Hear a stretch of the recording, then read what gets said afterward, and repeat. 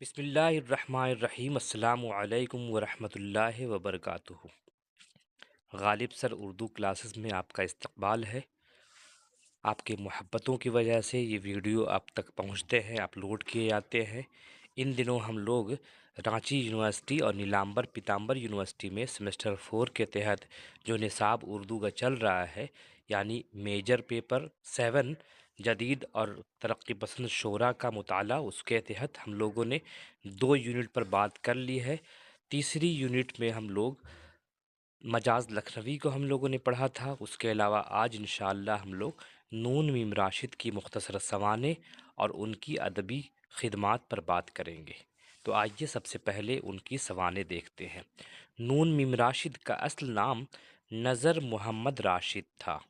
وہ 1 اگست 1910 کو گوجرانوالہ کے ایک قصبے اکال گڑھ کے ایک خوشحال گھرانے میں پیدا ہوئے۔ یہ 1910 کی بات ہے۔ 1910 میں ہندوستان، پاکستان، بنگلہ دیش سب ایک تھا، سب ہندوستان تھا۔ ہندوستان میں پیدا ہوئے۔ ان کے والد کا نام راجہ فضل الہی چشتی تھا، جو ڈسٹرکٹ انسپکٹر آف اسکولز تھے۔ انہوں نے اسی قصبے کے گورنمنٹ اسکول سے 1926 میں میٹرک کا امتحان پاس کیا۔ گھر میں شعر و شاعری کا چرچا تھا۔ دادا پیشے کے اعتبار سے ڈاکٹر اور سول ملٹری سرجن تھے۔ اردو اور فارسی میں شعر کہتے تھے اور والد بھی شاعری کے دلدادہ تھے۔ راشد کو بچپن سے ہی شاعری کا شوق پیدا ہو گیا تھا۔ 7-8 سال کی عمر میں انہوں نے پہلی نظم انسپکٹر اور مکھیاں لکھی۔ اس نظم میں اس انسپکٹر کا خاکہ اڑایا گیا تھا جو ان کے اسکول کا معائنہ کے لیے آیا تھا اور جس کے سر پر مکھیوں کے ایک جھنڈ نے یلغار کر دی تھی، یعنی حملہ کر دیا تھا، اور وہ ان کو دور کرنے کے لیے اپنے سر، پیٹھ اور گال پر چپٹے مار رہا تھا۔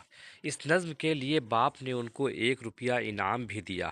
دادا بھی خوش ہوئے، لیکن شاعری سے دور رہنے کی تاکید کی۔ شروع میں راشد نے کچھ حمدیں اور نعتیں بھی لکھی جو گمنام رسالوں میں شائع ہوئی۔ راشد کے والد خود شعر کم کہتے تھے، لیکن حافظ، سعدی، غالب اور اقبال کے شائدائی تھے۔ ان کی بدولت راشد کو اردو فارسی کے بڑے شاعروں کے کلام سے آگہی ہوئی۔ راشد یعنی نون میم راشد یعنی نذر محمد راشد اسکول کے زمانے میں انگریزی کے شاعروں سے بھی متاثر ہوئے اور انہوں نے ملٹن، ورڈسورتھ اور لانگ فیلو کی بعض نظموں کے ترجمے بھی کیے اور اسکول کی ادبی محفلوں میں پڑھ کر انعام کے حقدار بھی بنے۔ 1926 میں راشد نے اعلیٰ تعلیم کے لیے گورنمنٹ کالج لائل پور، جو ان دنوں فیصل آباد ہے، میں داخلہ لیا، جہاں انگریزی ادب، تاریخ، فارسی اور اردو ان کے مضامین تھے۔ وہاں ان کے شعری مذاق کو دیکھتے ہوئے کالج کے رسالہ بیکن کا طالب علم ایڈیٹر بنا دیا گیا۔ اس زمانے میں انہوں نے انگریزی میں کئی مضامین لکھے۔ اس نوعمری میں بھی وہ خاصے تیز ترار تھے۔ لائل پور سے ایک رسالہ زمیندار گزٹ نکلتا تھا، جس کے ایڈیٹر سے ان کی دوستی تھی۔ اس کے کہنے پر اس رسالے کی ادارت سنبھال لی، یعنی ایڈیٹر بن گئے، اور دیہات سدھار پر کئی مضامین لکھے۔ 1928 میں انٹرمیڈیٹ پاس کرنے کے لیے گورنمنٹ کالج لاہور میں داخلہ لیا۔ وہ کالج کے مشاعروں میں حصہ لینے لگے اور کالج کے رسالہ راوی کے اردو سیکشن کے ایڈیٹر بنا دیے گئے۔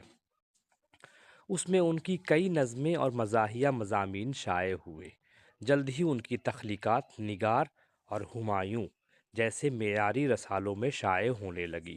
1930 میں راشد نے BA پاس کرنے کے بعد اقتصادیات یعنی اکنامکس میں MA کرنے کا فیصلہ کیا۔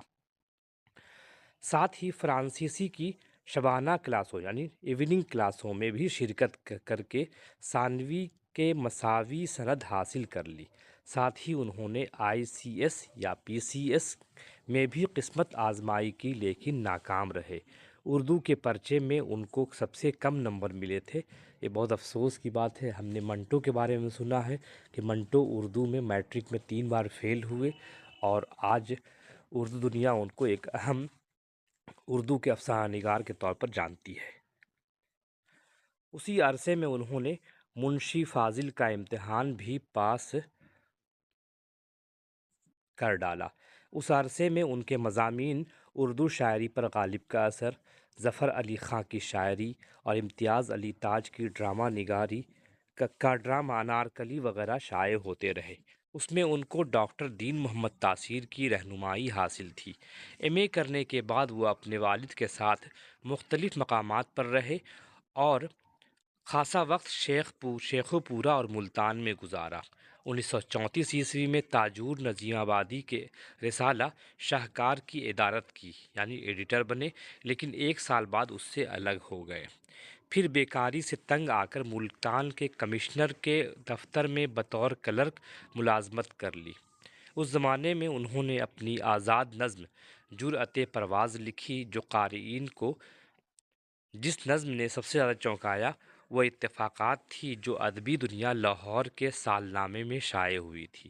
1935 میں ان کی شادی ماموں زاد بہن سے کر دی گئی۔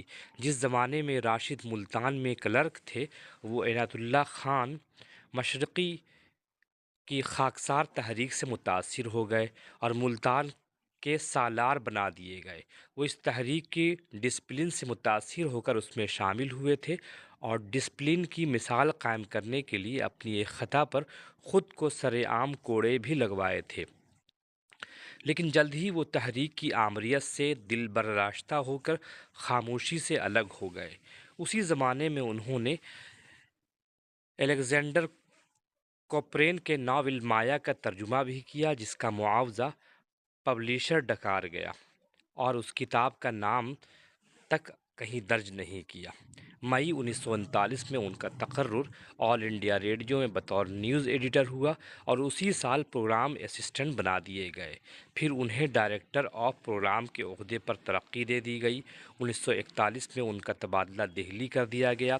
راشد خاصے دنیادار اور ہوشمند آدمی تھے۔ وہ روایتی شاعروں جیسی درویشی یا لاابالی پن سے انہیں دور کا بھی واسطہ نہ تھا۔ وہ خوب جانتے تھے کس سے کیا کام لینا ہے، کس سے بنا کر رکھنی ہے اور کس پر اپنی افسری کی دھونس جمانی ہے۔ دہلی ریڈیو پر وہ پنجابی لابی میں شامل تھے، جو مجاز اور اختر الایمان جیسے سادہ لوح شاعروں کی برطرفی کا سبب بنی تھی۔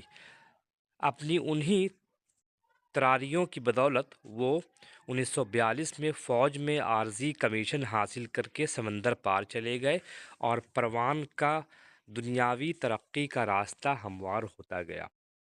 1943 سے 1947 تک وہ inter service public relations directorate India کے تحت عراق، ایران، مصر، سیلون وغیرہ میں رہے۔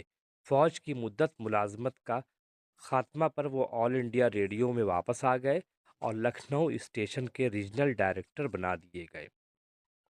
ملک کی تقسیم کے بعد اسی عہدے پر وہ ریڈیو پاکستان پشاور پر مامور کر دیے گئے۔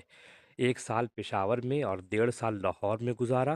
پھر 1949 میں ان کو ریڈیو پاکستان کے صدر دفتر کراچی میں ڈائریکٹر پبلک ریلیشن بنا دیا گیا۔ اس کے بعد 1950 سے 1951 تک پشاور اسٹیشن کے ریجنل ڈائریکٹر کے عہدے پر کام کیا۔ 1952 میں وہ اقوام متحدہ میں شامل ہوئے اور نیو یارک، جکارتہ، کراچی اور تہران میں اقوام متحدہ کے شعبہ اطلاعات میں کام کرتے رہے۔ 1961 میں بیوی کے انتقال کے بعد انہوں نے 1963 میں دوسری شادی کر لی۔ یہ ان سے عمر میں 20 سال چھوٹی، باپ کی طرف سے اطالوی اور ماں کی طرف سے انگریز، اور اسکول میں ان کی بیٹی کی معلمہ تھی، یعنی ٹیچر تھی۔ شاعری کے علاوہ راشد کے دوسرے شوق گھڑ سواری، شطرنج، کشتی رانی وغیرہ تھے۔ شراب نوشی کبھی کم اور کبھی زیادہ اس وقت تک چلتی رہتی جب تک دل کا عارضہ کے نتیجے میں ڈاکٹروں نے سختی سے منع نہیں کر دیا۔ مشاعروں میں بہت کم شریک ہوتے تھے۔ راشد کا انتقال 9 اکتوبر 1975 میں دل کی حرکت رک جانے سے انگلینڈ میں ہوا اور تدفین کہیں نہیں ہوئی، کیونکہ ان کی مبینہ وصیت کے مطابق ان کی لاش کو سپرد آتش کیا جانا تھا، یعنی آگ میں جلا دیا جانا تھا۔ ان کے ملک ان کے ملک پاکستان میں اس بات پر خالصی ناراضگی جتائی گئی، حتیٰ کہ باقاعدہ طور پر تعزیت جلسے بھی منعقد نہیں ہوئے۔ اب ہم ان کی تصانیف پر بات کرتے ہیں۔ شروع کی 4 جو کتابیں ہیں وہ ان کی زندگی کا حاصل ہے۔ آپ یاد کر لیجئے: ماورا 1941، ایران میں اجنبی 1957، لا برابر انسان 1969، گمان کا ممکن 1977۔ یہ 4 اہم کتابیں ہیں۔ بقیہ جو کتابیں ہیں وہ ان کی ترجمہ ہے یا جدید فارسی شاعری، یہ ترجمہ ہے 1987، وقت کا آسمان، یہ بھی ترجمہ ہے 1962، امی میں تمہاری ہوں 1962، یہ بھی ترجمہ ہے۔ ہندوستان میں جداگانہ انتخابات، یہ بھی ترجمہ ہے، اس پہ ندارد ہے۔ کلیات راشد 2011 میں چھاپا کتابی دنیا نے۔ تو یہ ان کی تصانیف ہے، اور ان کے حوالے سے جو کتابیں لکھی گئی ہیں ان کے نام اس طرح سے ہیں: نون میم راشد، شخصیت اور فن، مغنی تبسم کی کتاب ہے، بہت اہم کتاب، 1981 میں شائع ہوئی ہے۔ ایک کتاب ہے نون میم راشد ایک مطالعہ، جمیل جالبی کی کتاب ہے، 1986 میں شائع ہوئی ہے۔ پھر ہے مقالات نون میم راشد۔ نون میم راشد نے جو مقالے لکھے ہیں وہ سب ہے، ترتیب دیا ہے شیما مجید نے 2002 میں۔ انتخاب نظم راشد، سعادت سعید کی کتاب ہے، 2010۔ نایاب ہے ہم کے نام سے محمد حمید شاہد نے کتاب لکھی ہے، اور اس میں 3 شعراء کا ذکر ہے: نون میم راشد، میرا جی اور فیض احمد فیض۔ یہ کتاب 2014 میں شائع ہوئی ہے۔ مزید مطالعے کے لیے ان کتابوں سے آپ رجوع کر سکتے ہیں۔ پھر ہم ملیں گے کسی دوسرے ویڈیو میں، تب تک کے لیے اجازت دیجیے۔ خدا حافظ۔